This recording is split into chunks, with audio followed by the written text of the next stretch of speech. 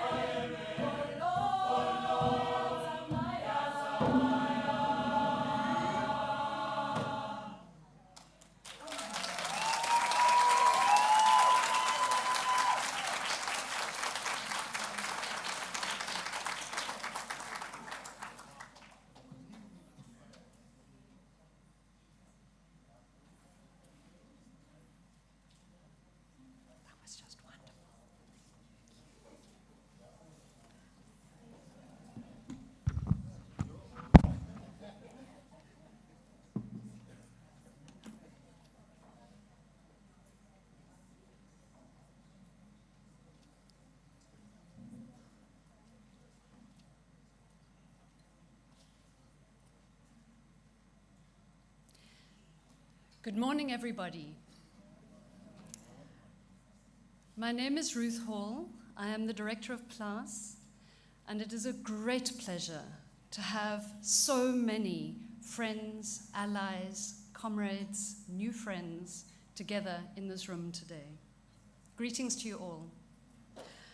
I want to particularly greet our Minister of Land Reform and Rural Development, Honorable Mzwanele Nyonso, our Rector, Professor Robert Balfour, also Her Excellency, Ambassador Rosario de Minas Rojas of Colombia. Thank you for being here. I wish to greet His Royal Highness, Stephen Isakare Drani from Uganda, Dr. Joan Kagwanja of the African Land Policy Center, the founding director of PLAS, Ben Cousins,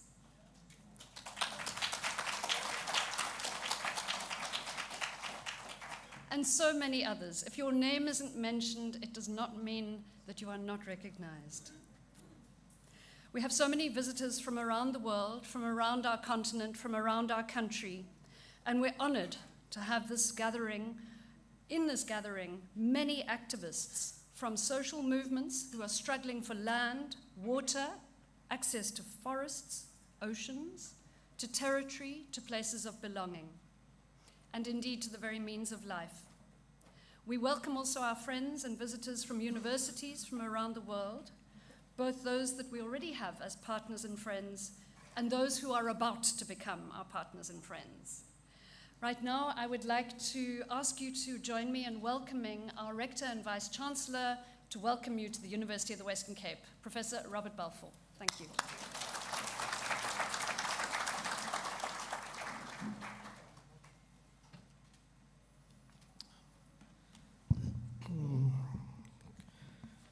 So this morning I have my hoarse and sexy voice on because I'm suffering a little bit from a head cold, and forgive me if it sounds very gruff. But it is really a delightful and wonderful occasion to be able to welcome the assembled guests on this, the occasion of the International Conference on Land, Life and Society, in this, the 30th anniversary year for PLAS. So a very hearty congratulations to PLAS. I think 30 is a big number in anybody's life. We are especially honored to welcome Minister Mzwanele Nyonso, to welcome the Minister back to UWC. I think it was just a few months ago that we were thrilled to have him among us, addressing really pertinent issues with a broad range of our academics and support staff and students and community members. The Minister is Minister of Agriculture, Land Reform and Rural Development, and it's absolutely a critical moment in our lives when we have the voice of politics with us to address the important social issues that this conference aims to raise with us. I want to acknowledge also Her Excellency Ambassador Maria del Rosario Minas Rojas, the Ambassador of Colombia to South Africa, who is also a personal friend. It's very good to be able to welcome you, Ambassador, for the first time to UWC, and we're really thrilled that you can represent the Minister here with us today.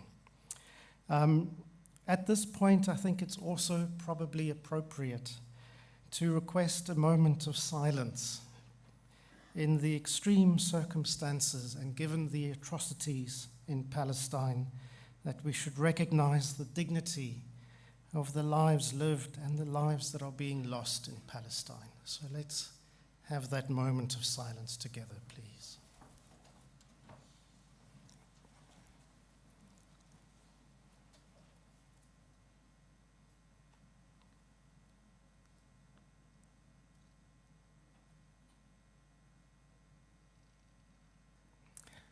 Thank you. You may be seated. In honoring this event, Professor Ruth Hall and the Institute for Poverty, Land and Agrarian Studies deserve a special mention. And I've really been honored this year to be part of several PLAS events in which we've celebrated the ongoing anniversary. And it's 3 decades, but 3 decades of rigorous, meaningful public engagement that has been led through scholarship and has made such a difference in the lives of both community members, activists, and academics, and our students. Our student body is truly an international student body, and so I'm thrilled to be able to welcome so many confrères, colleagues, people in solidarity with us from across Africa and beyond. We extend our warmest congratulations, Prof. Hall, to everybody who has been involved in this event, and we look forward to building the next chapter for PLAS on this very strong foundation that has been laid. I acknowledge the vision and the leadership of Professor Cousins, the founding director of PLAS, as well as the members of its board gathered present today, Dr. Joan Kajwanja, Dr. James Murumbedzi, and Prof. Julian May. Thank you for all the energy and support that we have received from you. Our gratitude extends also to Professor Issa Sivji, a long-standing collaborator and scholar whose work continues to inspire so many of us in this field.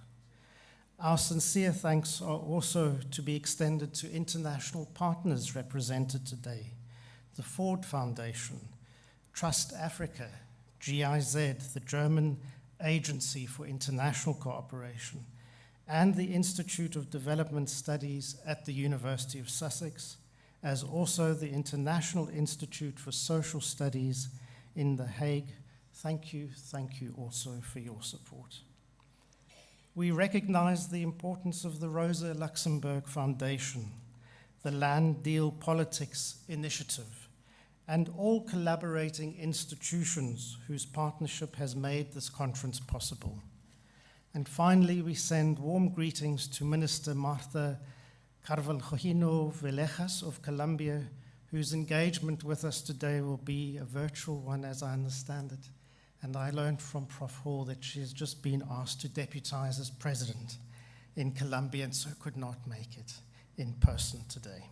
Thank you, Ambassador, nevertheless, for being with us. The conference takes place during a time of profound socio-economic and environmental change.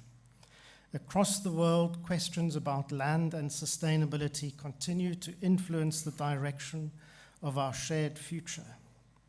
For South Africa, these questions are especially charged. Land remains bound to the memory of dispossession and to the ongoing struggle for inclusion and redress. The tensions over land ownership and access remind us that democracy is not complete until it addresses the material conditions that allow people to live with dignity.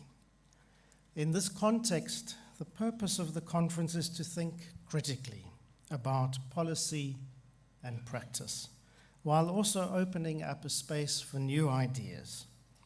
Through dialogue grounded in research and lived experience, we can imagine forms of land governance that will secure livelihoods and protect ecosystems. This work can also help us to rebuild the social bonds that have been eroded by inequality. Our conference theme, Land, Life and Society, captures the essence of these issues. The conference seeks to open a global conversation on the politics of land and the struggles that continue in overlapping crises. We recognize that the challenges facing rural and agrarian societies are now inseparable from wider questions of climate change, environmental degradation, political instability, and inequality. Across Africa and the global south, land, water, and mineral resources have become the sites of new forms of competition and dispossession. For those whose livelihoods depend on small-scale farming, fishing, or artisanal mining, these processes have deepened vulnerability and exclusion.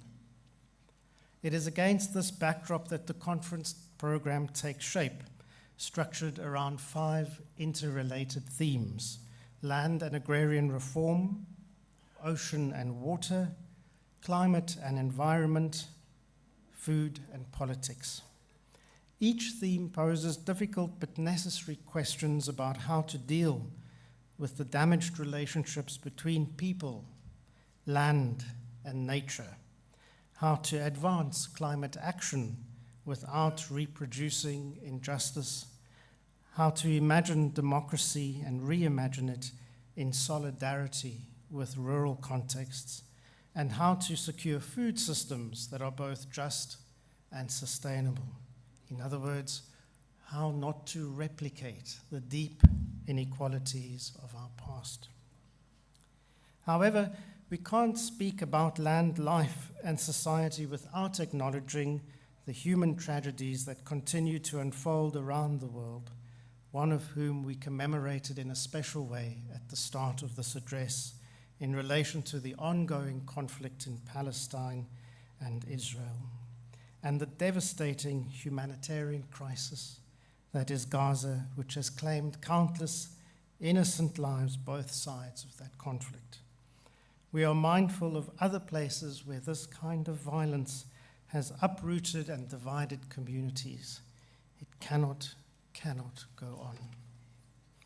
In Ukraine, the ongoing war with Russia's invasion has destroyed families, infrastructure, with immense civilian suffering.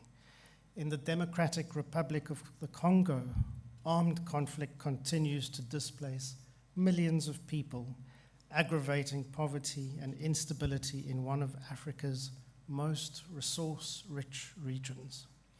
In Sudan, the civil conflict has created an unfolding humanitarian crisis characterized by displacement, hunger, and loss of life. In Myanmar, the protracted struggle between military and civilian forces has left deep scars on a society yearning for freedom and stability. And in other parts of the world, from the Sahel to the Horn of Africa, from Yemen to Haiti, communities are enduring conflict, disaster, and despair. Each of these crises reminds us of the urgent need for dialogue, diplomacy, and accountability. As a university grounded in the values of human rights and social justice, we mourn all lives lost and confirm our steadfast commitment to dialogue over destruction, compassion over indifference, and knowledge as a tool for reconciliation rather than division. It is clear that the questions before us, land reform, food security, climate change, and social justice, are linked in practical as well as moral ways. None can be solved in isolation of the other. They demand cooperation and sound policy. They also require our active involvement of those whose lives are affected most. UWC is committed to contributing where it can through research that informs public decisions, through partnerships that bring local knowledge and global discussions together, through graduates who use their skills to strengthen their communities and governments. Our history as a university is formed in resistance, and it reminds us that knowledge matters most when it helps to change the real conditions, not only the ideas. That commitment is still what defines us today. May the conversations here during this conference lead to continued collaboration and concrete steps that will improve the lives and protect the land and create a more equitable and sustainable future. Thank you, everybody.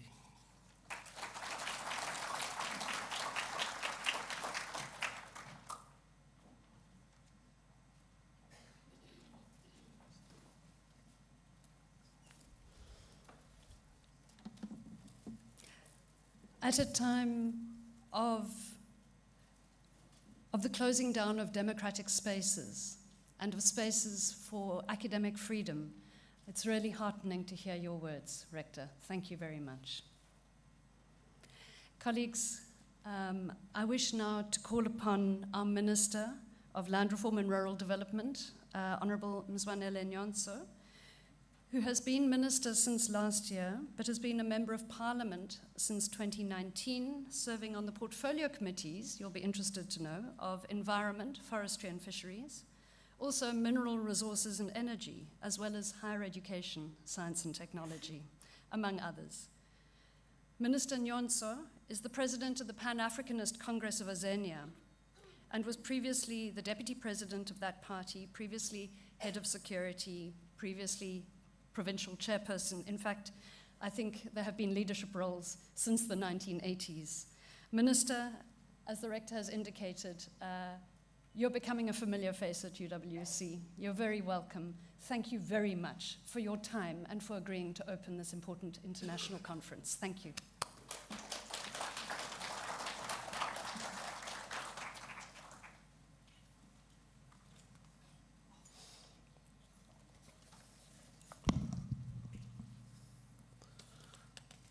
Program Director,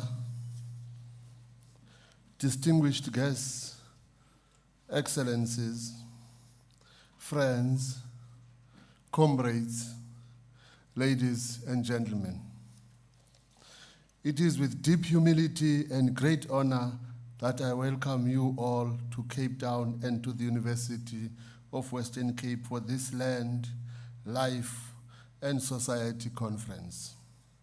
I extend warm greetings to our international guests who have traveled from across Africa, Latin America, Asia, Europe, and North America.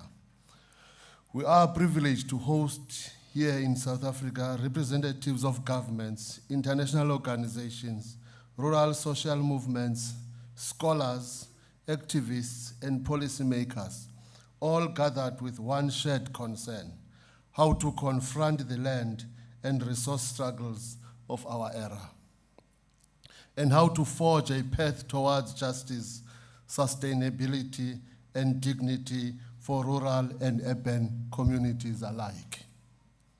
Allow me to recognize and thank our governors, the Institute for Poverty, Land and Agrarian Studies, or PLAS, celebrating its 30th anniversary this year, the Land Deal Politics Initiative, the Emancipatory Rural Politics Initiative, and many other partners. PLAS has become a beacon of critical scholarship, not only in South Africa, but across the continent and indeed the world. Its work has connected rural struggles with global debates and has provided government, civil society, multilateral organizations with research and insight. We salute your commitment. I also wish to acknowledge our friends from La Via Compensina, the world's most significant rural social movement, whose voice has been instrumental in keeping peasants, farm workers, fishers, indigenous peoples, and pastoralists at the heart of global agrarian reform debates. We welcome representatives from the Food and Agro, United Nations experts, and scholars who continue to provide leadership in international governance. And I warmly greet Minister in absentia of Colombia, Minister Martha, who is leading preparations for ICAD Plus 20 in Cartagena next year. South Africa's land question, from apartheid to the present. For us here in South Africa, questions of land are deeply personal, political, and historical. We meet today on land that once belonged to the Khoi and the San, who were dispossessed through colonial conquest. We carry the legacy of centuries of forced removals, segregation, and apartheid, where land was not only an economic asset, but also a tool for exclusion and domination. Since 1994, democratic South Africa has embarked on a program of land reform with 3 pillars: restitution, redistribution, and tenure reform. Restitution has sought to restore land or provide compensation to those forcibly removed, under apartheid laws.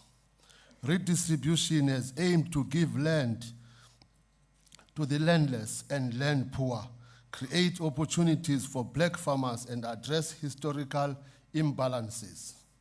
Tenure reform has aimed to secure the rights of those living under insecure arrangements, whether farm dwellers, labor tenants, or residents of communal areas.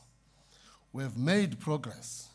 Millions of hectares of land have been transferred. Countless families had their rights secured, and communities have seen the return of ancestral land. Yet we know this is not enough. Land inequality remains stuck. Too much land remains concentrated in few hands. Women, youth, and farm workers remain marginalized. Rural poverty and food insecurity remain deep. Our policies, too, have faced contradictions and tensions. We have debated markets versus the state, the compensation versus expropriation, and production versus livelihoods. We have seen success such as in restitution cases like Rechtersveld, where mineral rights and development models were recognized, and failures where redistribution has not translated into sustainable livelihoods. But through it all, we remain steadfast in our conviction: land reform is not optional. It is central to justice, democracy, and development in South Africa. The global moment. Our conference takes place in a world that is again at a crossroads. 20 years ago, in 2006, the first international conference on agrarian reform and rural development was held in Brazil under the leadership of President Lula da Silva. That moment was historic. It opened the doors for the FAO to civil society and social movements, and it produced a progressive agenda centered on redistribution, equality, and participation.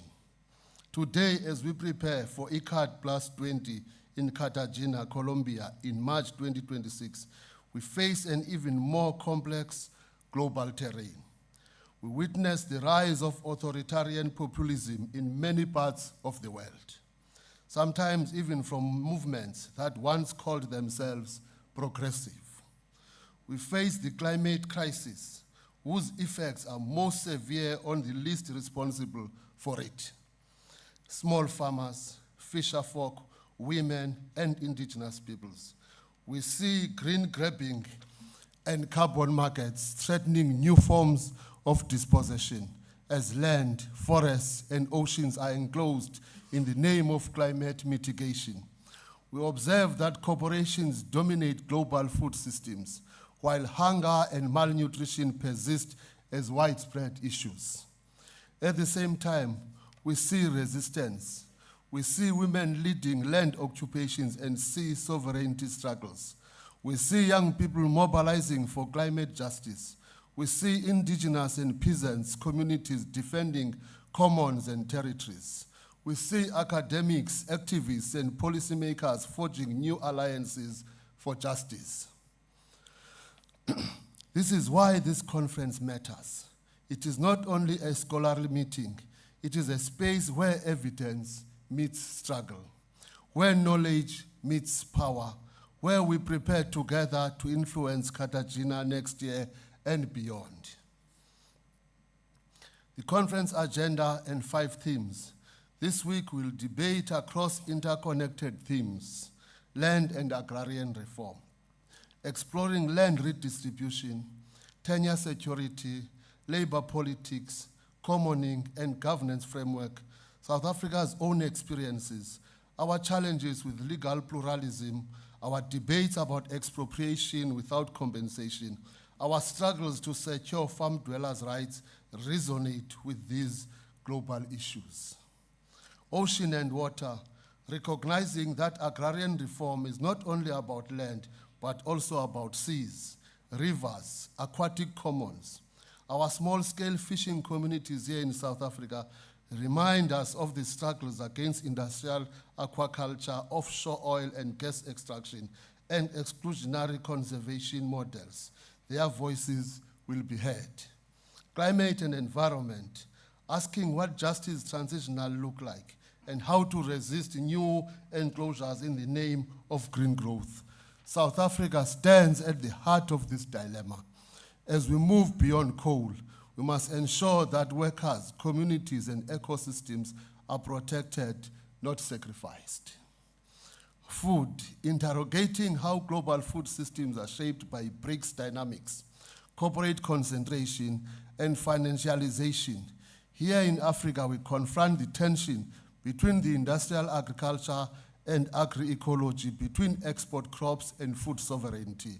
We are committed to supporting agroecology, seed diversity, and farmer-led innovation. Politics, recognizing that all these struggles are political. Authoritarian populism, rural violence, land occupations, and lawfare all shape the terrain of agrarian reform. South Africa knows too well the politics of dispossession and the politics of resistance, but we also know the politics of emancipation. These themes converge in one question: how can we build inclusive, just, and sustainable futures for land and society? South Africa's leadership. Our country has played a role in shaping the international agenda. When South Africa chaired the Committee of World Food Security, our ambassador, Nosipho Jezile, supported the call for ICAD 20, insisting that redistribution and agrarian reform be placed back on the multilateral agenda. Our government has supported the voluntary guidelines on the governance of tenure, the United Nations Declaration on the Rights of Peasants, and the African Union's land policy framework. As chair of the G20 this year, South Africa will also carry the outcomes of this conference into global debate. We face pressures from powerful nations, but we remain committed to progressive multilateralism, the voices from the global south shaping the agenda, the civil society having a seat at the table, and to land reform as part of climate justice, food justice, and social justice.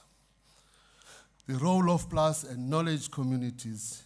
It is fitting that this conference is hosted at the University of the Western Cape Rector. Home to PLUS over 3 decades, PLUS has nurtured generations of scholars and activists.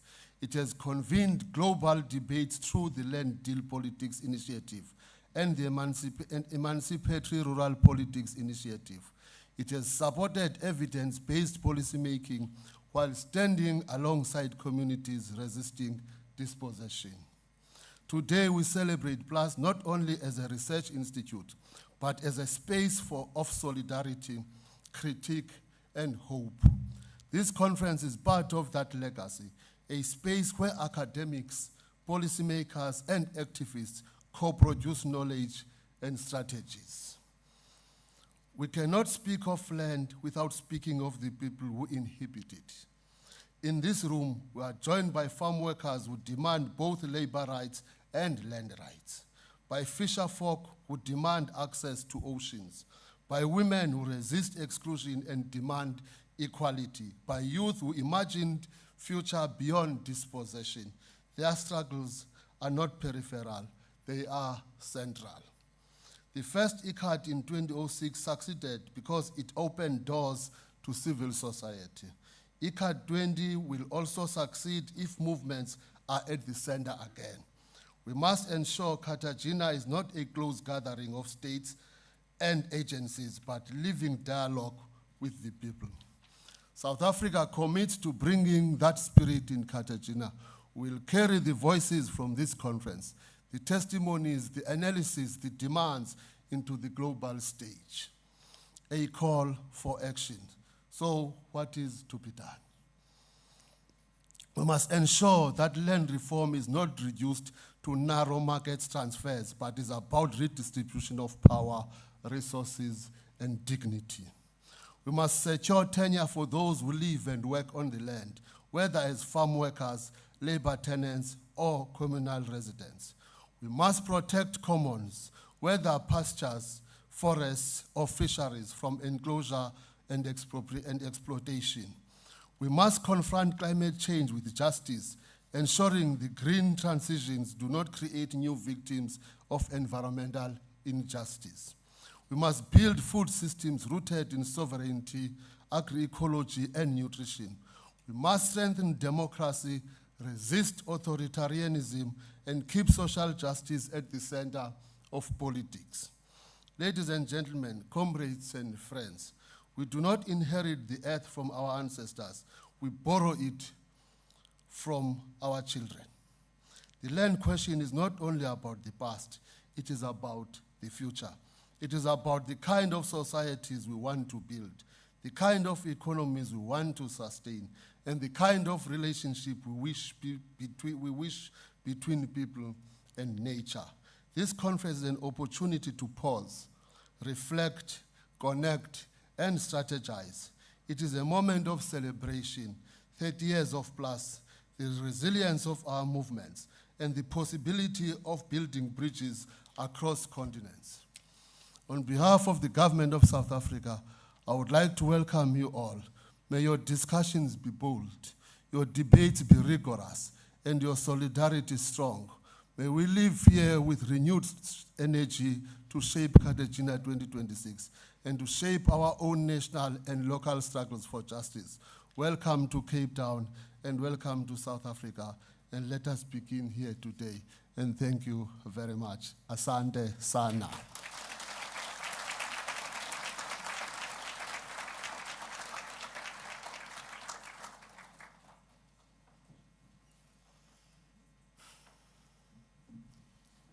Thank you, Minister.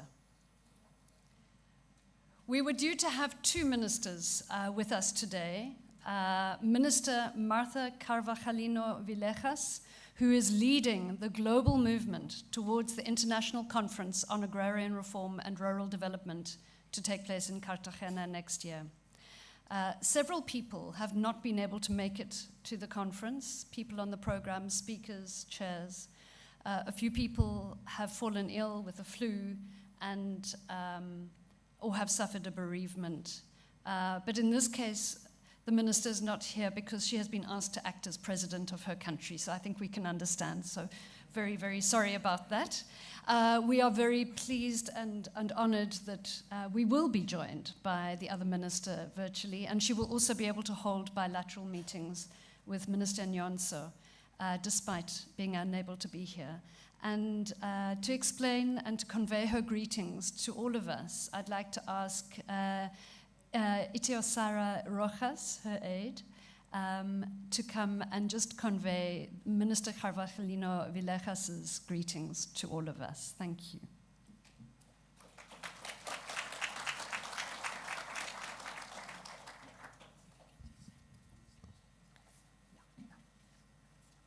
His Excellency, dear Rector, thank you so much for the invitation. Our Minister of Colombia, Ms. Marta Carvajalino Villegas, expressed her deepest apologies for not being here, as she was asked by His Excellency, the President of Colombia, to remain in the country while he is abroad. She extends her invitation to you both to take part in the International Conference of Agrarian Reform and Rural Development next year, that we will hold in Cartagena from 24 until 28 of February. And I'm really sorry that you had to listen to me and not to her. But yeah, we will manage to listen to her. And I would like also invite our dear ambassador to say a couple of words that she can represent our country better than what I can do. I'm really sorry.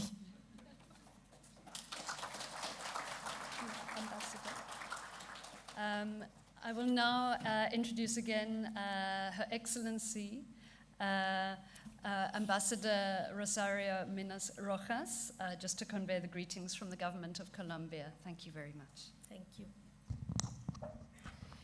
Good morning, everyone. It's a pleasure. I need to step on the side, otherwise you won't see me.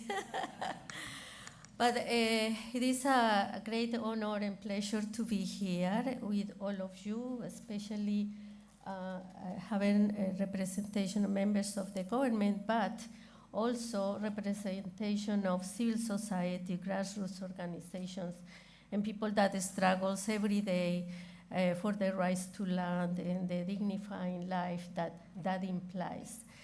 As Itayo Sara said, we want to excuse our minister today representing the government in the name of the president that couldn't be here. I think she will be intervening virtually at some point, but we would like to use this opportunity to invite you to this conference next year. Is in the actual global context, the political and economic context, I think that not only the dialogues, but the collective actions regarding land restitution, land rights, and the issues of impoverishment that cause these enormous gaps between those that sustain the property of land and those that should have those lands to make it useful to produce food and to sustain life, needs to happen, and is very urgent that happens. So this conference next year is an invitation to not only dialogue, but most importantly to come together to find ways of action. So these gaps are closed with the effort of everybody, particularly those grassroots organizations, the communities, the ethnic groups that, particularly in our case in Colombia, we have that sustained collective property of the lands and has been for centuries, protecting the nature, the resources, and those territories that are beyond material resource, but are a source of life. So this is an invitation. Thank you so much, Professor and Director, for having us here. And I hope that this is a great conference. The thematic is very important. Let's don't take those words for granted, right? Life, land, and growth is something that is very, very important not to take for granted. And it's really important that these discussions during these days bring some kind of purpose for actions that transform reality. So thank you very much. Thank you.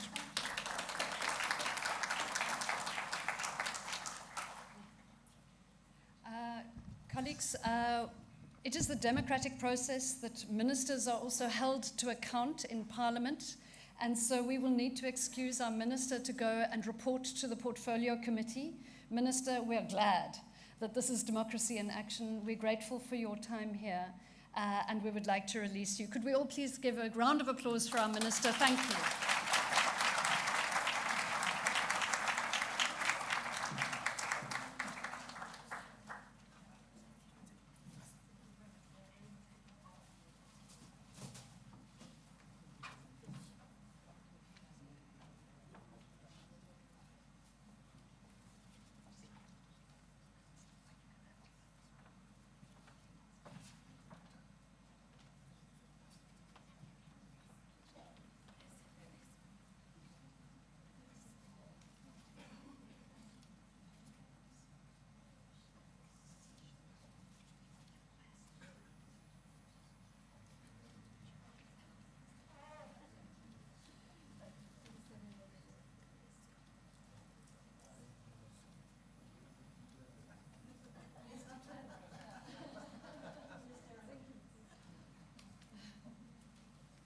Thank you. Thanks. We'll see you tonight. Colleagues, we will actually be joined by both the Minister and by the Rector at the dinner this evening. So this is only goodbye for the next few hours. So let me take this opportunity also to remind everybody You should have received an email with an invitation to join us for a dinner and a party to celebrate 30 years of PLAS this evening. If you have not, please speak to somebody at reception. If you have and you have not yet RSVP'd, please do so that we can be sure of numbers. Colleagues, PLAS represents the Economic and Management Sciences faculty of the university, and we lead a land research niche. This university has identified land as a top priority interdisciplinary area of work. And this is why PLAS takes the lead within our university in promoting critical interdisciplinary and use-oriented basic research and scholarship, also conducting teaching and training at postgraduate levels up to PhD, and community engagement, policy engagement, and collective action. You will see that this conference is co-hosted by PLAS and the Land Deal Politics Initiative. The LDPI is a scholarly initiative, a global network, launched in 2010, with a small grants program and a series of conferences to confront the realities of global land grabbing. A key goal has been to create networks, to speak across communities, to support young researchers and scholar activists who are doing great work. So this conference is one of a series of events that aim to draw together the very local struggles with global perspectives and move beyond the story of land grabbing to place this in a wider context. The purpose of the conference then, from the perspectives of both PLAS and LDPI, is to create a space to encourage research and debate that links scholarship and activism. Firstly, our goal is to strengthen the understanding and critique of expanding corporate acquisition and control of farmland and other agrarian resources, and the associated types of labor regimes and agri-food systems. Secondly, to strengthen the empirical basis of arguments that alternative smallholder-based systems of land control, agrarian production, are capable of providing global food needs while at the same time promoting rural equality and sustainable livelihoods for current and future generations in democratic rural communities.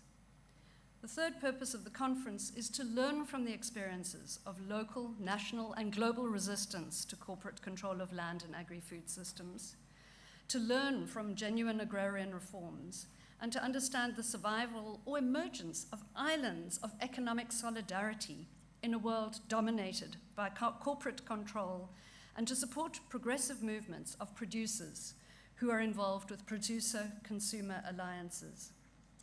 Our conversation then today is one of robust debate, critical inquiry, and we encourage everyone to constructively challenge one another. We are not here to agree.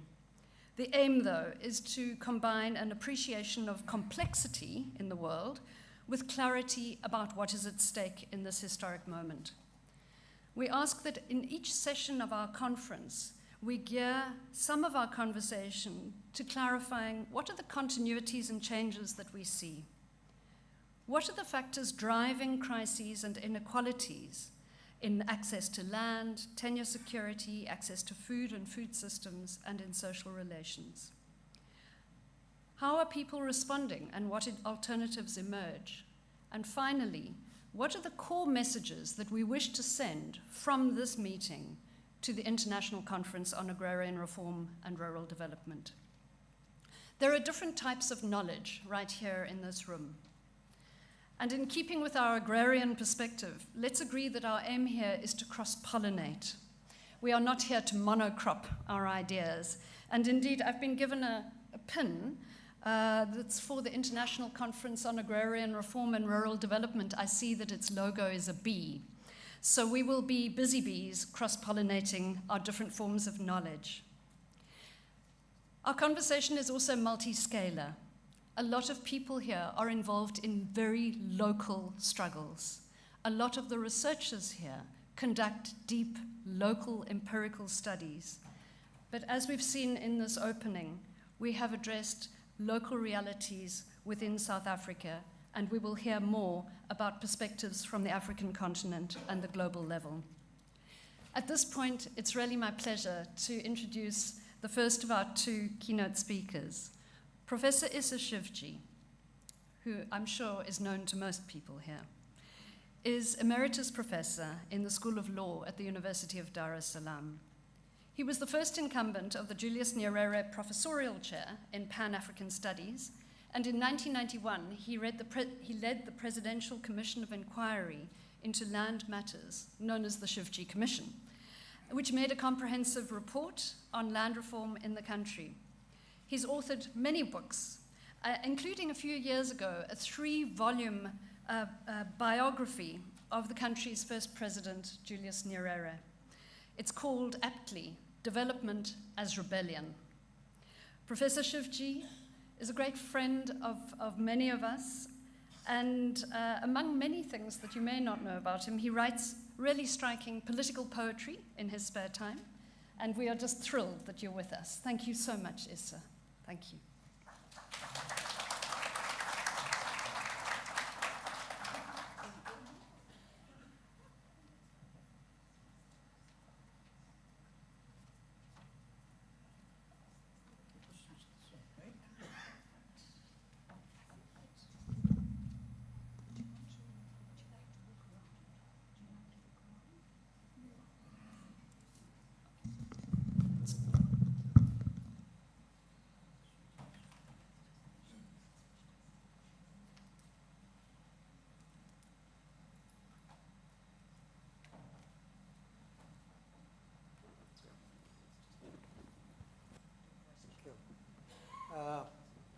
Thank you very much, Ruth. My dear friend and comrade, Morgan Oddy, who has, together with her comrades, led very important movement. And although it originated in Brazil, it's really become an international movement. Our own organization in Tanzania are members of that movement. And my dear friend and comrade Ruth, I salute you for being so innovative and persistent on the intellectual side of the struggle of small producers in land. I have been associated with PLAS for quite long.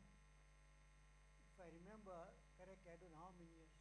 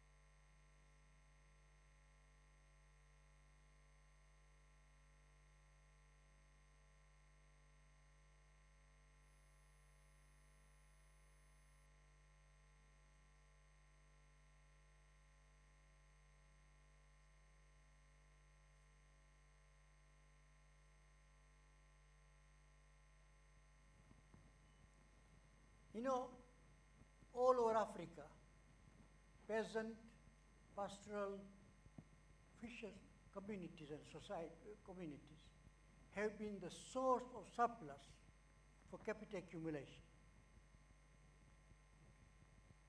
And all these phenomena that we talk about, dispossession, enclosures, encroachment, at the end of the day are part of the process of capital accumulation, which is the motor. Accumulation is the motor, heart of the capitalist mode of production. Marx said that accumulate, accumulate. That is the prophets and the Moses. So at the heart of the process of all the phenomena they're talking about is accumulation. So scholars have coined different words like concepts like accumulation by dispossession, accumulations by enclosures and encroachment, and more recently I've talked about accumulation by extraction. So it is important for us always to keep in mind that when we talk about these things, we are not talking in abstract. We are talking about a particular historical mode of production, which is now international. Okay? And that's a capitalist mode of production. So for analytical purpose, intellectually, it's always important to know the character of accumulation. Now, a lot has been talked about land alienation and alienation of resources. Very briefly, there have been three. Are you keeping time? You will let me, maybe you should let your watch to me. So, there have been three waves of alienation. The colonial alienation of land, giving rise to what we call today settler societies, peasant societies, plantation peasant societies, etc., etc. Okay. It is a massive alienation. And this alienation was not so-called peaceful. Force of the state was used throughout. Because the primary character of accumulation was what Marx called primitive accumulation. Accumulation by force, not by the process of economy. Okay? And there are lots of studies of this force. Forced labor, forced removals, forced alienations, etc., etc. That was the first wave of alienation.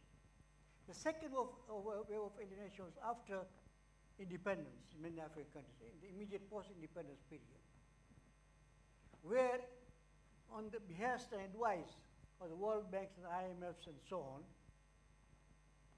virtually all of us in Africa went for incentivizing foreign investment, okay, and giving them various concessions on land, etc. That was second wave of land alienation. In some cases, the previous land alienations now was joined in by comprador bourgeoisie, which came to power, like for example in Kenya. So while the land alienation was to the foreign capital, but there's also local alienation to local classes.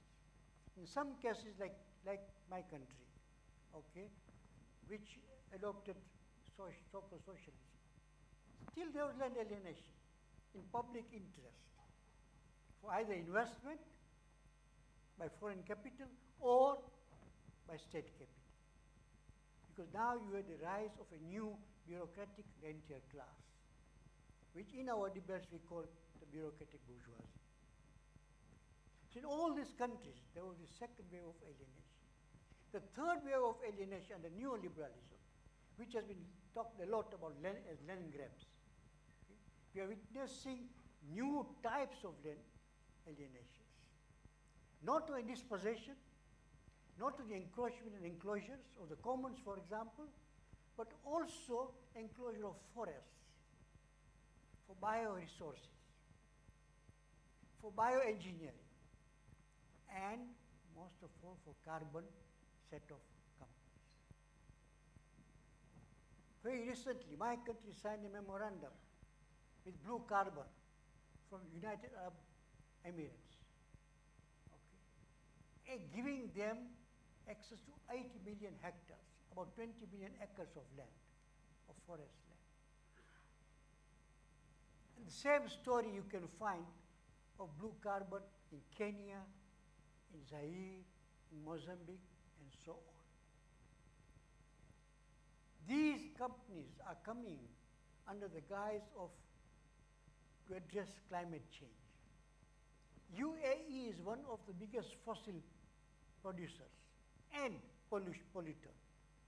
Now, UAE company comes to greenwash their pollution by getting our forests and use carbon credits. And ultimate beneficiary of the carbon credit are these companies, are these very companies. In Liberia, for example, 70% of the carbon remuneration goes to the company. 30% is divided between the government and local authorities. And until now, studies show that what is being claimed for carbon credits as offsetting pollution actually is not true. It is a big hoax, so to speak. I will not go into details. Okay? But now here is, our governments are mesmerized by the revenue they get, and they're alienating our forests, our bioresources. And then there is, of course, bioengineering, which is going on. A new form of extraction. Okay. GMO seeds, for example, bioengineered seeds, okay, which will make our peasants dependent on seeds produced by these companies, because these seeds are terminal seeds. So every season they have to buy seeds from these companies. And we do not know the effect, the long-term effect of the GMO. I understand South Africa is all for it. They've gone for it. In fact, every morning when my daughter offers me grapes, I'm wondering whether I'm not eating GMO grapes. You know. And you never know what the effect of that is going to be. But even from first principles, we can tell that if you intervene and interfere with nature in that fashion, are bound to be negative effects, both on the ecology, on the environment, on nature, as well as on human beings. Okay? So that's another form which is taking place in the so-called third wave of alienation. Forests, water, other resources being alienated in a massive fashion. Okay? And activists are not quite caught up with that whole question of carbon set-off. Okay? In my country, for example, for long, that was not considered by the activists, but now it is just coming in. And how do we address that? Now, that is really known, and I do not want to rehearse that in terms of land alienation and so on. The question that I want to raise here is what the minister said, what is to be done? Not only how do we resist it, resist is one thing, but what kind of alternative possibilities we offer. People cannot be mobilized simply for resistance. People have to have a vision of what alternative forms of production they can envisage, for which they can fight. They must have a vision. That is why the subtitle of my presentation is A Possible Political Agenda. What am I suggesting here? I'm suggesting a twofold political agenda. One based on social justice, another based on ecology.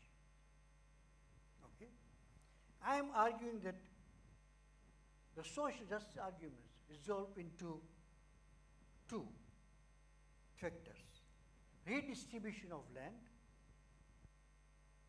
in those countries of settler colonialism because of history, but not only in those countries, also redistribution of land in the post-colonial Africa, where massive amounts of land have been alienated, which we have just been talking about. There also we need redistribution land. And the reasons for that, justification for that, the mobilization is based on the social justice agenda. You cannot have so-called legal justice without there being social justice. So to talk about equality of all in front of law and so on, which is what bourgeois law is all about, is not sufficient. We need social equality. And therefore, the dimension there is social justice on which to mobilize, politically mobilize people. The second, which is very important, is that the large-scale agriculture, the industrialized, chemicalized agriculture, has had devastating effect on environment, on nature. You know? Very long ago, the old man Marx talked about metabolic rift. Okay? People didn't take it very seriously. Nor did he actually involve, got that involved in his various formulae. But more recently, eco-socialists have taken that up. The kind of effect, devastating effect on nature, that capital, corporate capital, agriculture has caused in our nature. Because it extracts values from nature free of charge, without being responsible for rehabilitation. Okay? And that is what I mean by accumulation by extraction. Accumulation by extraction is twofold character. One is to capital cuts into the necessary consumption of peasant labor. Okay? So peasant communities are responsible for their own reproduction. Capital gets surplus from them free of charge, so to speak. Those who are familiar with the Marxist formula would understand this.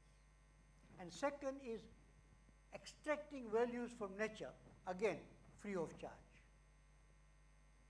That's combined effect of that is what I call accumulation by extraction, which is very dominant under neoliberalism. Okay? And of course, the ultimate victims of this process are small producers in various ways. So there's another reason for us to argue for small production, for small producers, because they are the real custodians of land. Their methods of agriculture, their methods of cultivation actually are not so devastating on nature. If you take examples, many studies have shown the so-called traditional forms of agriculture, the so-called traditional forms of pastoralism, fishermen, are not as devastating on nature as it is. There is a certain equilibrium, okay, between man's versus activities and nature. So they are the best custodians, small producers of land. In the light of this ecology disaster which we are facing, the so-called climate change and so on, it seems to me one can argue very forcefully that going back to small production, I guess large-scale production, is the way to address the so-called metabolic rift and to repair this devastation that large-scale agriculture has caused on nature and on our environment. So basically, if I may summarize, these two sets of arguments provide rationale, justification, and a political anchor for the mobilization of the peasantry around the demand for land reform, involving meaningful and substantial land redistribution and the return of the commons to peasant communities. They also point to an alternative form of collective control and management by democratically organized bottom-up cooperatives. To be sure, I'm positing a long-term struggle of resistance and reform against land and resource alienation on the one hand, and freedom from new forms of labor bondage and forms of exploitation on the other. We are used to bondage to money lenders. Now we are witnessing a new type of bondage to seed companies. Okay? Now, finally, what are the theoretical underpinnings for an intellectual community like this? How do we see as a theoretical substratum of this political agenda that I have presented? And here, I'm arguing for 5 major paradigmatic shifts in our intellectual thinking, our intellectual analysis, which would underpin the politics of resistance and reform that I've outlined as a possible political agenda. The first shift I'm arguing for is from private ownership to collective control. From private ownership, I'm not saying public ownership, I'm saying from private ownership to collective control. Within this, there are 3 shifts. From private to collective, from ownership to control. Okay? And we all know, private ownership of the means of production is the foundation of capitalist society. Okay? If any meaningful reform is to be made in the interest of the working people, we have to make a shift and gradually hegemonize the idea that private ownership is a historical construct. It is not God-given. It is not going to be there for time immemorial. It is a historical construct, and it can overcome and transcend it. Okay? Secondly, the collective here refers to some kind of a collective producers themselves, which control and manage land and other resources, including the commons. Now, this collective can take many forms: cooperatives, associations, depending on each concrete circumstances. But we are talking about a collective control. And we are not talking about collective ownership. That is important. So that is the third shift I am arguing for. From the concept of ownership to the concept of control. You know, what is ownership in the dominant law? Ownership simply means it's presented as a relation between person and thing.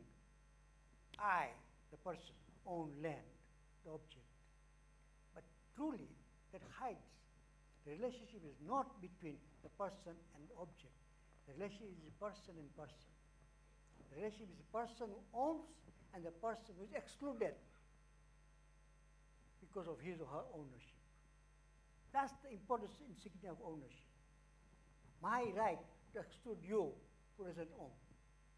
My right to exploit what I own as I like for my profit and benefit. It's to exclude non-owners, which is the important insignia of ownership. I'm saying we should move away from the concept of ownership to the concept of control. And that would not come as a big surprise to many African societies.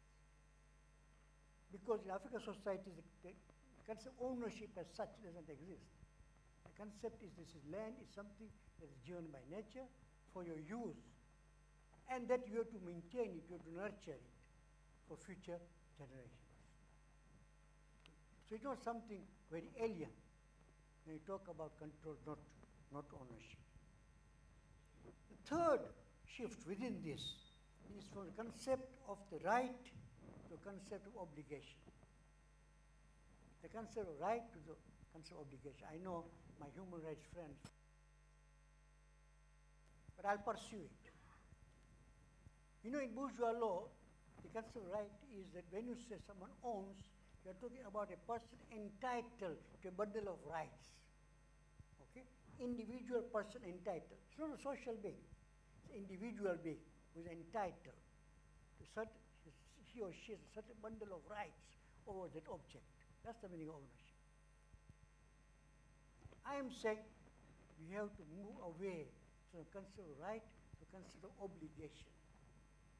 A social being living in society has certain obligations to her society. One of the obligations is to use land, nurture it, rehabilitate it.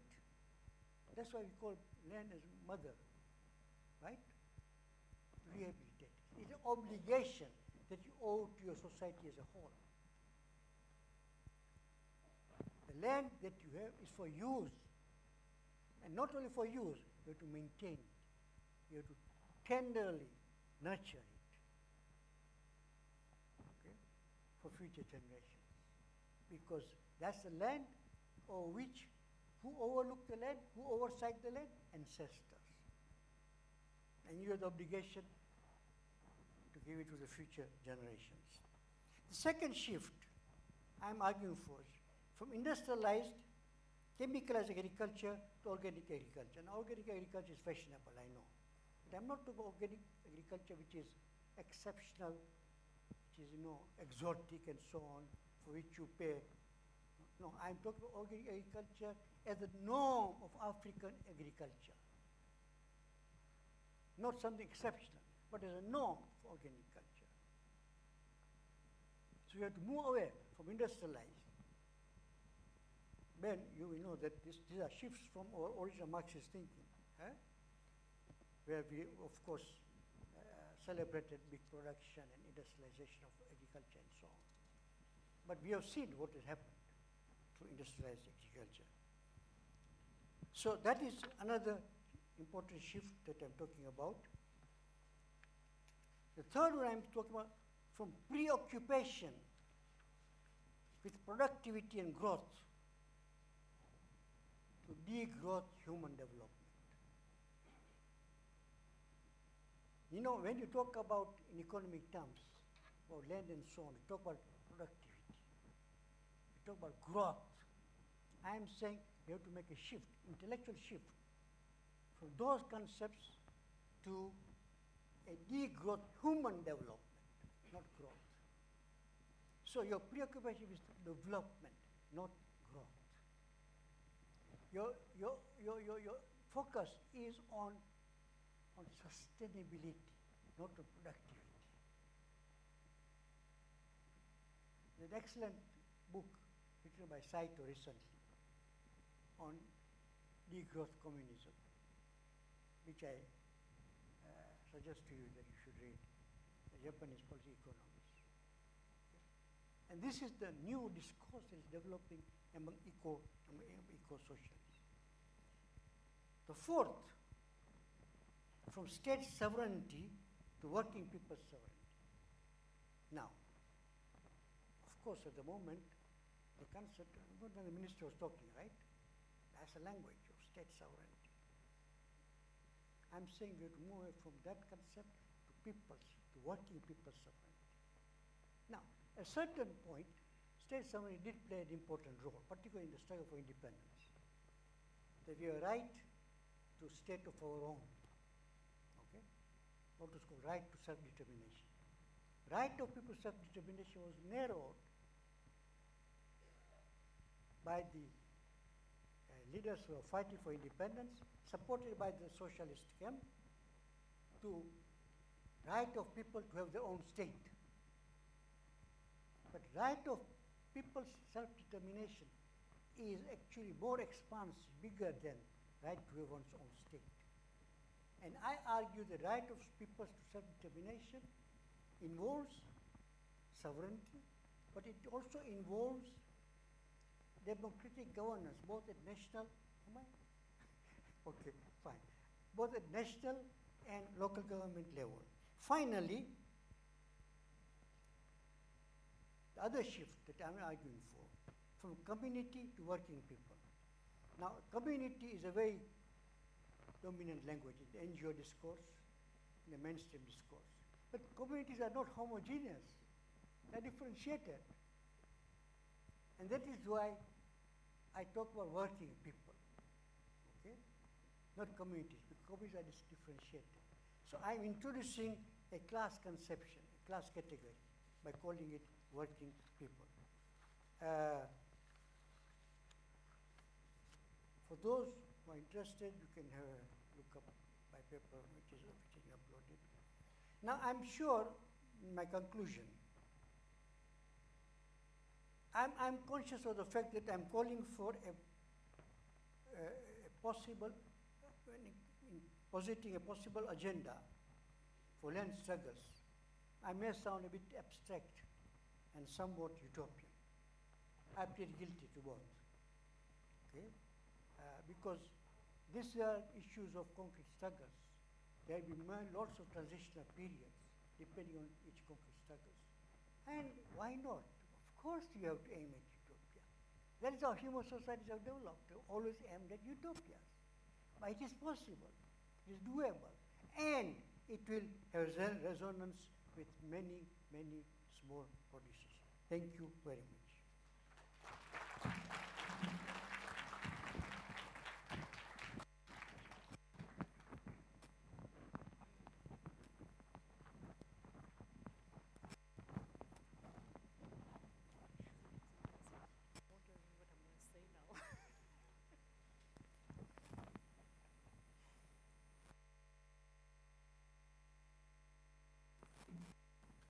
Are we back on this? Thank you for Professor Shivji. Just before we move from this perspective, particularly of the African continent, I want to do a few introductions to who's here in this room. And I see some of the constituencies and communities that we have been friends with for a long time. Some of them are very visible. I want to greet particularly the Network of Excellence on Land Governance in Africa. Many of the members of this network are here. Hello.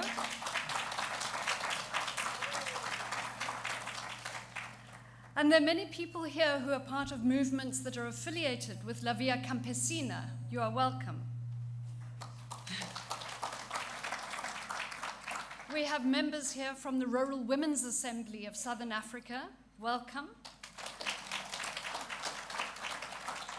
We have scholars from across Asia and Africa who are part of the Vulnerability to Viability Network on Fisheries. Welcome. We have the communities from the International Planning Committee for Food Sovereignty, the IPC. Welcome. We have the community of the Journal of Peasant Studies and its Right Shop. Welcome.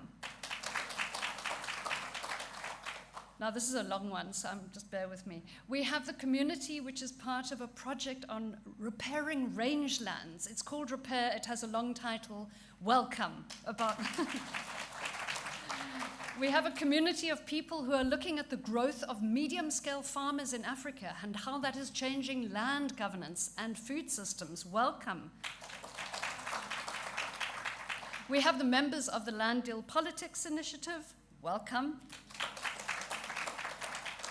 And we have a number of other people who've come into this community and this network, who've responded to an open call from around the world. Everyone who we don't know yet, welcome. Lastly, I want to just acknowledge the enormous number of people from PLAS, both staff and students, former staff and former students, who are here and who've been part of putting this event together. Thank you and welcome. Before I hand on to our next keynote speaker, I just want to give a context to the sense of internationalism within this community. And I went through the participant list, and bear with me because it is astonishing. I want to just read out who we have in the room.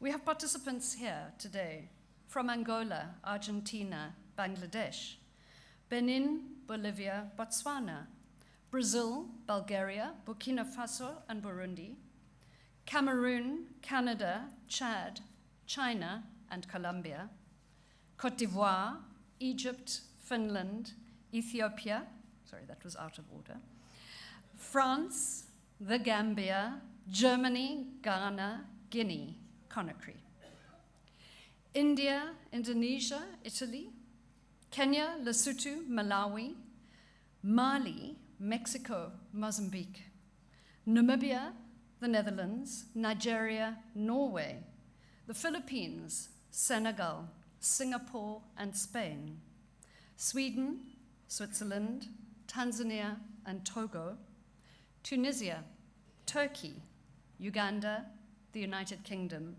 the USA, Zambia, and Zimbabwe. Wow, welcome.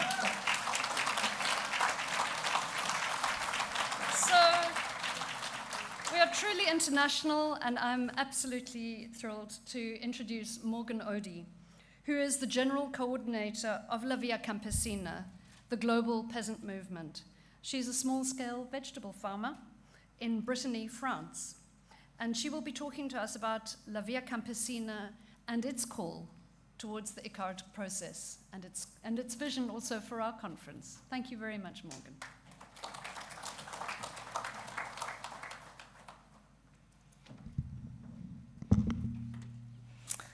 Good morning to you all, and thank you very much for the invitation.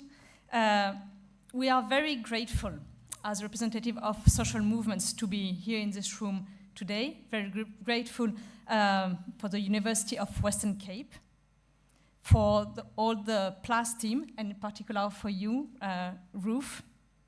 It's a real honor for us to be right now in South Africa, especially in this moment. And I also want to thank the Minister of Agriculture of South Africa and all the distinguished ambassadors and the representative of governments, especially Colombia, who have made all the way to come here and to discuss agrarian reform. And I especially want to thank for the dedication in organizing this conference and in making sure that representatives from social movements, and especially from small-scale food producers organizations, are here in the room today. I think it's really important to ensure that scholars and social movements discuss together, also together with representatives of progressive governments. So thank you very much for ensuring this. La Via Campesina is a global peasant movement. And for me, it's important to say that I am myself a peasant. In my daily life, I work the land, I grow vegetable, and I sell my vegetable on a very small market to feed the people around me. And I am one in 200 million small-scale farmers, peasants, agricultural and rural workers, very often migrants, women, youth, who are members of organizations which are members of La Via Campesina. And together we form a huge community. But we also work with very dear friends and allied organizations, fisherfolk, pastoralists, indigenous people, migrant organizations, feminist organizations, environmental organizations from all over the world to form that community struggling for food sovereignty, struggling for social justice. We are gathered here not in order to reflect on agrarian reform as an abstraction, but to make it happen. We are gathered here in order to prepare for the next international conference on agrarian reform and rural development that will take place in Cartagena in Colombia next year in February. The International Conference on Agrarian Reform and Rural Development is the result of a very special collaboration between progressive governments that are convinced that in an era of climate crisis and biodiversity losses, there is no social justice without land and land justice. The government of Colombia, but also Brazil, South Africa, Mexico in particular, who are organizing the next ICARD. These governments decided to listen to and to work with social movements, La Via Campesina in particular, but also many more indigenous people and social movements representing fisherfolk, pastoralists, marginalized urban dwellers, all gather in the IPC, in the International Planning Committee for Food Sovereignty, and we just had a thrilling forum in Sri Lanka, Neleni, gathering all social movements from all over the world to discuss how to achieve systemic transformation, how to get rid of oppression, capitalist oppression, imperialist oppression, patriarchal oppression, racist oppression, and to build social justice, and to build a world where we take care of Mother Earth all over the world. So this progressive government, they have decided to work with social movements, and I think this is a very important move. But this encounter between progressive governments and social movement would probably not have happened without the crucial role of scholar activists and researchers, creating the space in such conferences for reopening the discussion on agrarian justice, and in particular on agrarian reform. In March 2023, we were gathered in Bogota for the LDPI conference, already discussing land grabbing. And that was the moment when the government of Colombia expressed that Colombia would be hosting the second international conference for agrarian reform and rural development, ICARD plus 20. So this cooperation between progressive governments, social movements, and scholar activists can really change the world. The first ICARD in Brazil in 2026 was already a moment of encounter between social movements and progressive governments. It opened the way to the discussion on the VGGTs, the voluntary guideline on land tenure, but also to the voluntary guidelines on sustainable fisheries. And this is an important moment for us. These are important international tools. But it does not prevent land grabbing.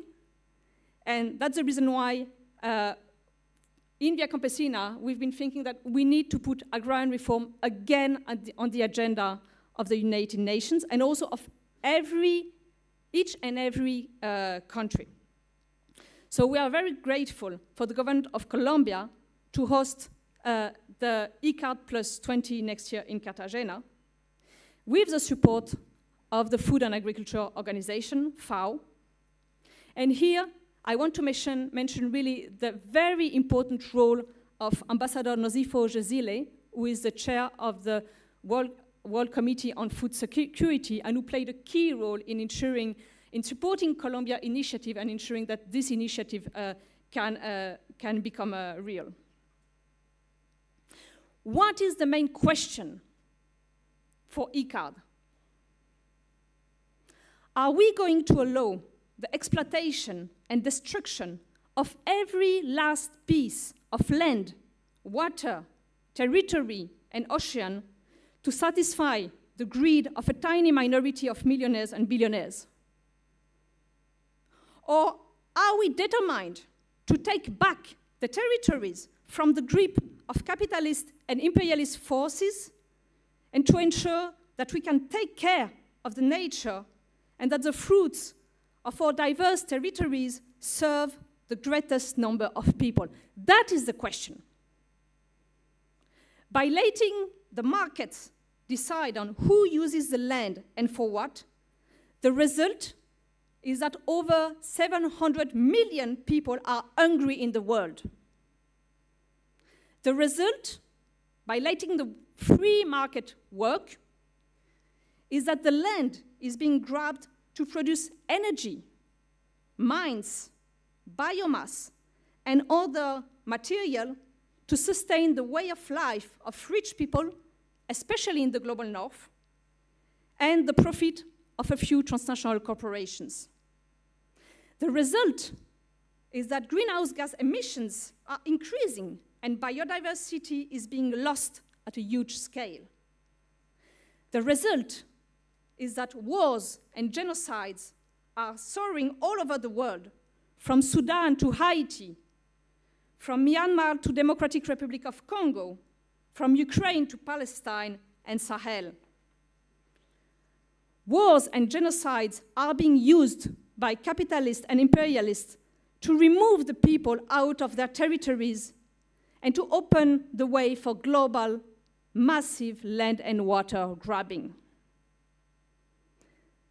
This trend is a threat for the whole humanity. And now is the moment to fight back.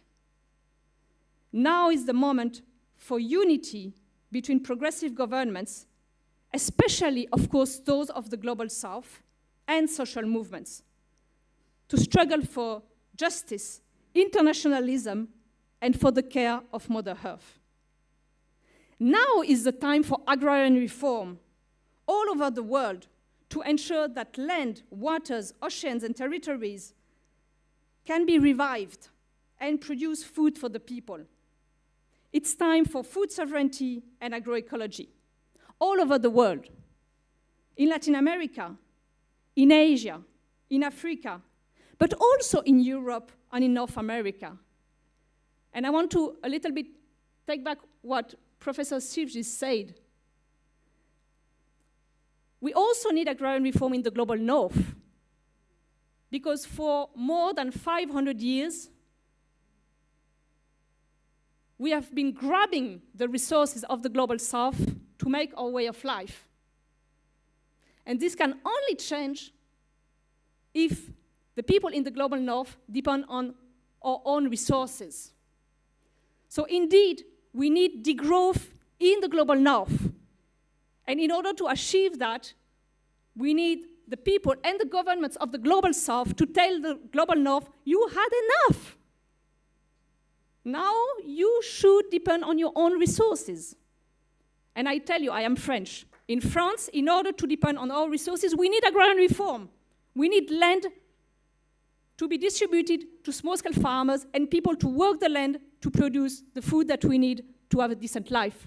But we need your support, your help, to say that to the people of the global north and to the government of the global north. You need to consume less, you need to produce less, just so that the people of the global south can have their fair share, so that the people of the global south can have a decent life.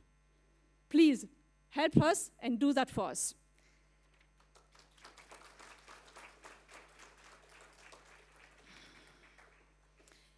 We need strong public policies so that people, and especially small-scale food producers, can take back the control, and here again, not the ownership, but the control, and decide collectively and democratically on how to best use the land and the waters. Territories stolen from indigenous people must be restituted.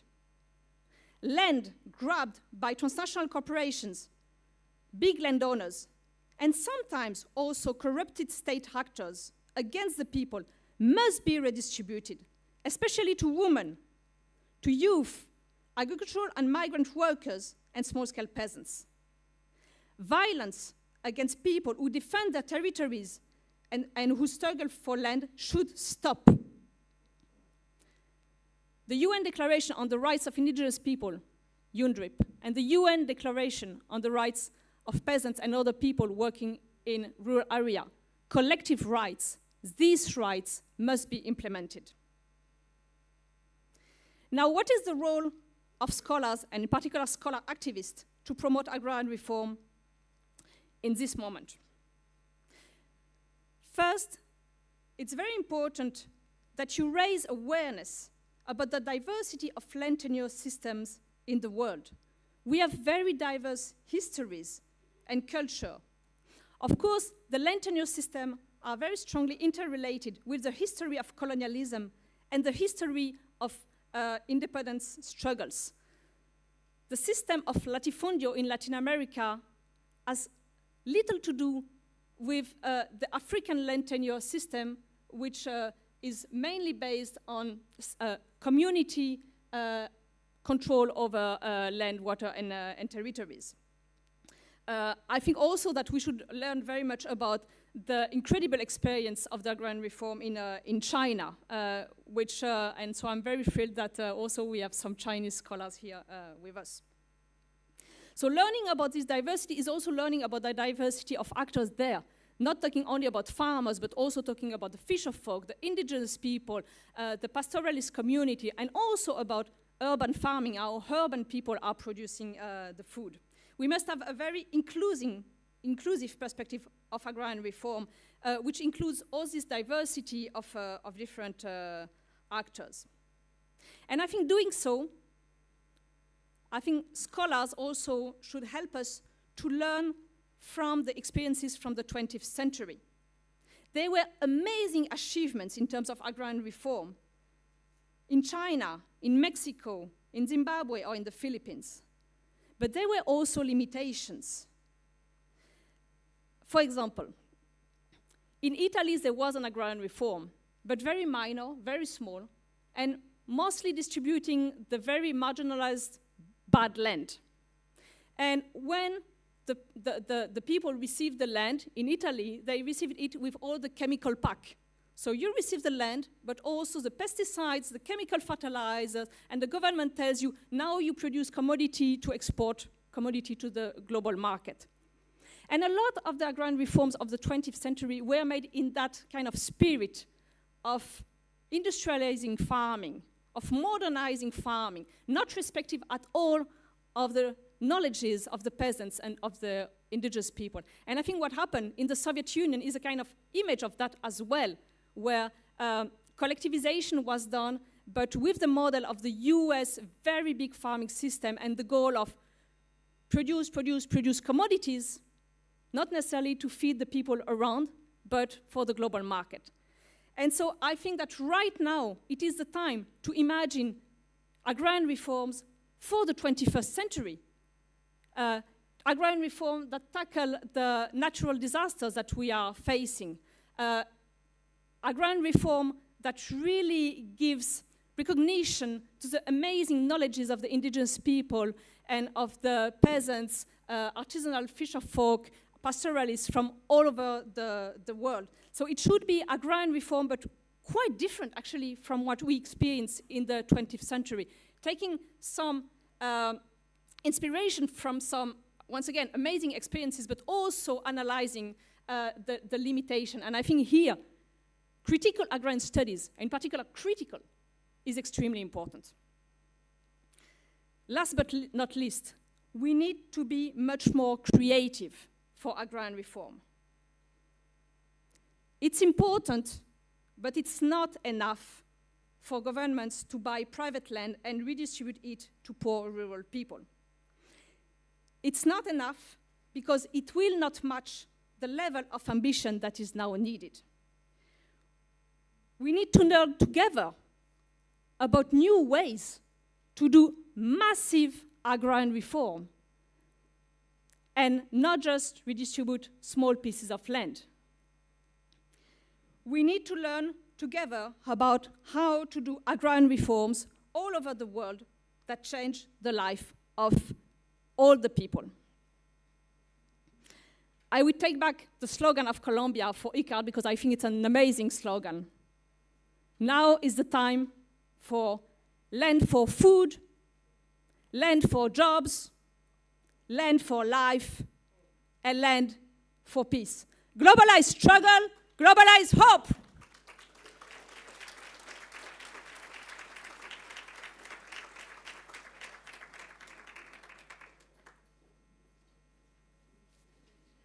Thank you, Morgan. Colleagues, we are going to finish up this plenary very shortly. I want to recognize that alongside this global struggle, we have within our room today also many local organizations from within South Africa. And we're looking forward to all of those movements also sharing their experiences, their visions, their critiques, and their alternatives. I want to particularly welcome and recognize Masifundise and Coastal Links. Welcome. The Alliance for Rural Democracy. The Women on Farms Project. Inyanda Land Rights Movement. And also, as you say, not only land for production, land for reproduction, land for inclusion, also some of the urban land occupation movements. Inklungu Yasemachochombeni from Cape Town. And also Reclaim the City.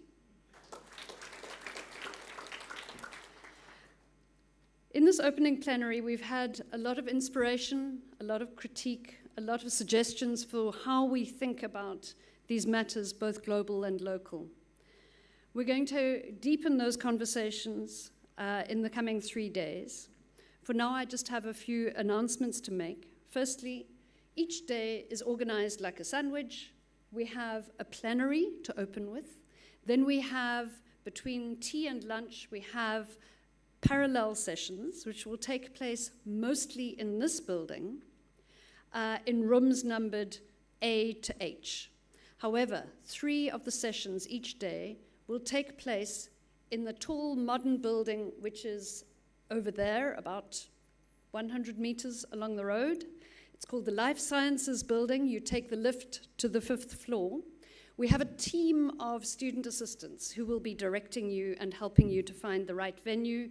In each venue, you should find the number of your panel session.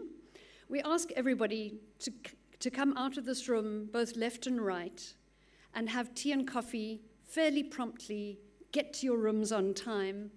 There will be a student assistant to help you to put a PowerPoint presentation onto a projector if you would like to. Please get there early if you're presenting.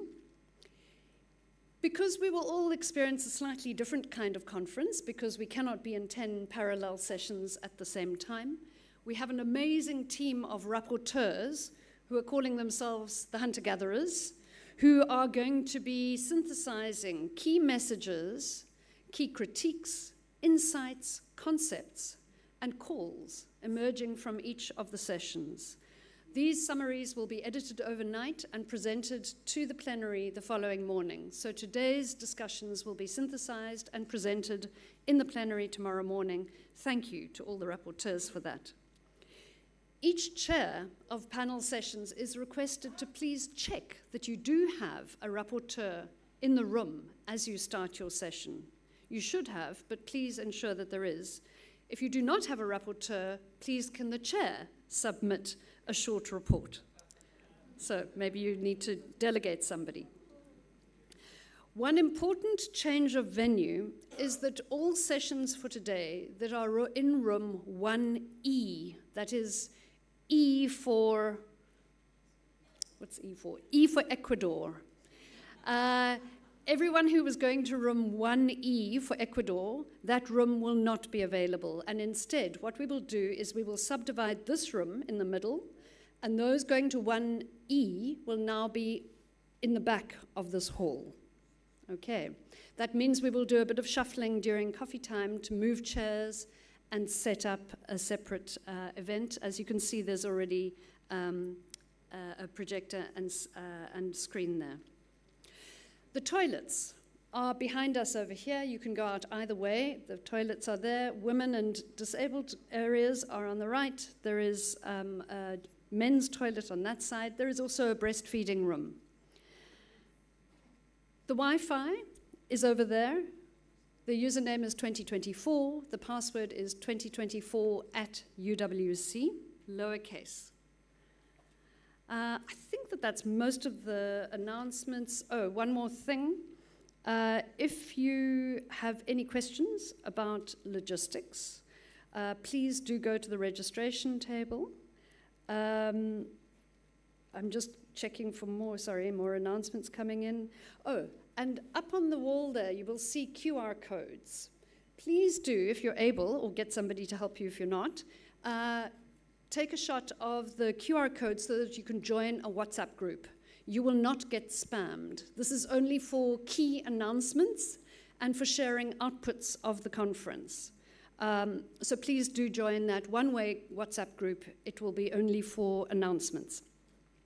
Finally, as we move into this next phase of the program, I want to thank some of those who have made this possible, as well as the incredible team of collaborators around the world who helped us to think through and conceptualize this event, as well as our many speakers, as well as the incredible logistics team and support team who've worked so incredibly hard, and all our supporters at the university. I also wish to thank the Ford Foundation and Trust Africa for making available crucial resources without which we would have had a very small and very parochial conversation. We really, really thank those two supporters in particular for making this possible.